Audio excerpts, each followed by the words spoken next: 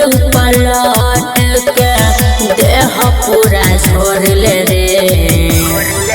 लेके पाजा में मुँह अपन बोरल रे हमरा खाता से नाता तू जोड़ ले रे लेके पाजा में मुँह अपन बोरल रे हमरा खाता से नाता तू जोड़ ले रे जोड़ ले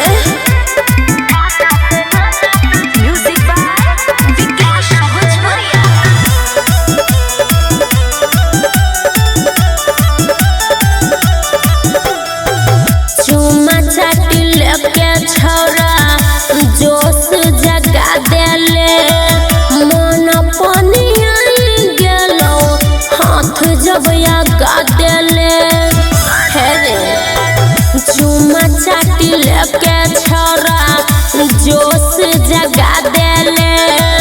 मन पानी आई गेलो हाथ जब आगा देले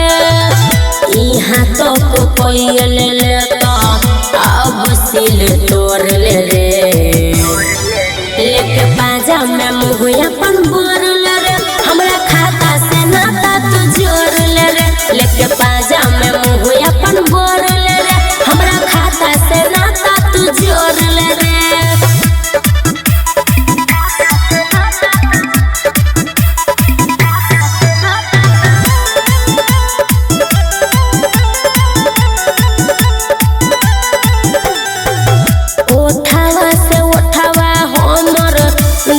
रगोर के